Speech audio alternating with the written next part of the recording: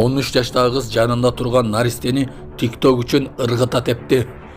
Сузакта айдоочу адамды өлтүрө сүзүп качып кеткен. Ал кармалды. Жана башка жаңылыктар түрмөгө. Видеонун астындагы өйдө караган бармакчаны албетте басып коюңуз. Ошондо гана сиздер жаңы жаңылыктардан кабардар болуп турасыздар. Орусияда мигрант тракторду урдап, аны менен полициядан качты. Орусиянын Красногорск шаарында мигрант тракторду урдай качты. Бул тууралуу Красногорск телеграм каналы жазды. Маалыматка ылайык, окуя Красногорск шаарындагы Спутник Кичи районунда болгон. Анда мигрант трактордун айдоочусун уруп, андан кийин тракторун айдай качкан. Аны полиция кызматкерлери кууган. Тракторду айдай качкан мигрант көп узабай колго түшкөн. Тракторду айдай качкан жаран кайсыл өлкөнүн жараны экени айтылган жок. Сузакта айдоочу жигит кишини өлтүрө сүзүп качып кеткен. Жөө жүргүнчүнү сүзүп, окуя болгон жерден качып кеткен айдоочу кармалды. Бул тууралуу Ички иштер министрлигинин жол кыймылын көзөмөлдөө башкы башкармалыгынан билдиришти. 11-январда болжол менен саат 21:10 чамасында Сузак районунда 1970-жылы туулган жөө жүргүнчүнү унаа сүзүп, окуя болгон жерден качып кеткен. Кесепетинен жөө жүргүнчү окуя болгон жерде көз жумган. Бул факты боюнча ыкчам издөө иш-чаралар жүргүзүлүп, кылмышка шектүү катары Honda CR-V үлгүсүндөгү унаанын 2004-жылы туулган айдоочусу кармалган. Москва шаарында жашап жана эмгектенесизби? Медициналык кызматтар керек, бирок алар сизге кымбат жана сапатсыз сезилет. Умбем клиникалар тармагы сиздерге өз кызматтарын сунуштайт. Бардык түрлөрү: уролог, невролог, лор, терапевт, хирург, окулист, педиатр, УЗИ жана башка дарыгерлердин кеңешин алып, дарылануу мүмкүнчүлүгү бар. Айлуулук үчүн Умбем клиникаларынын Москва шаары боюнча 3 медициналык борбору иштейт.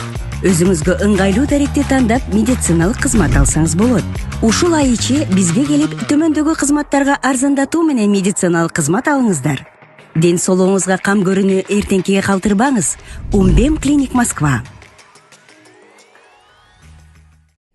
Кара сууда эгиз балдардын телефондорун тартып алган жигиттер кармалды. Оштун Кара суу районунда тоноого шектелип, 2 жаран кармалды. Бул тууралуу облустук милициядан билдиришти.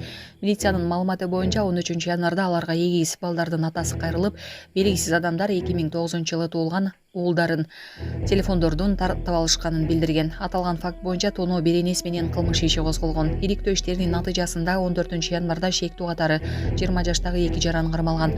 Учурда алардын ушул сыяктуу башка кылмыштарга катыштыгы текшерилүүдө.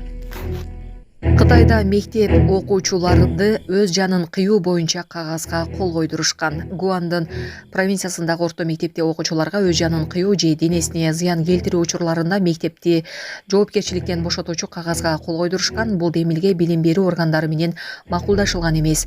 Кол коюудан мурун жашоону баалуу аттуу лекциялар өтүлүп, анда окуучуларга оптимист болуу маанилүү экени айтылган. Бирок кагаздын мазмуну ата-энелердин наразычылыгын жараткан. Анда окуучулар жана алардын жакындары кайгылуу окуя болгон учурда мектептен компенсация талап кылбай турганы жазылган.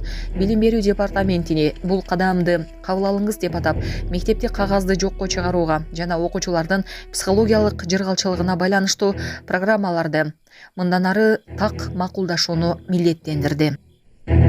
Москвада 13 жаштагы кыз TikTok үчүн наристени жаткыра тепти. Орусиянын Москва шаарында 13 жаштагы кыз TikTok социалдык тармагына видео тартуу үчүн өзүнүн 2 жаштагы инисин белге тепти. Бул тууралуу база телеграм каналы жазып, андагы видео менен бөлүштү. Окуя 2024-жылдын ноябрь айында эле болгон. Анда 13 жаштагы кыздын ата-энеси 2 жаштагы уулун кызына таштап, жумуштары менен кетишкен. Кыз үйүнө классташын чакырып, экөө ошол малда TikTok'то тренд болуп жаткан видеону тартышкан. Трендте музыка менен жанындагы адамды түртүшү керек болчу. Бирок кыз классташын түртпөй, ыйлап жаткан 2 жашар баланы белге тепкен. Бул видеону тергөөчүлөр эми гана көрүшүп, бул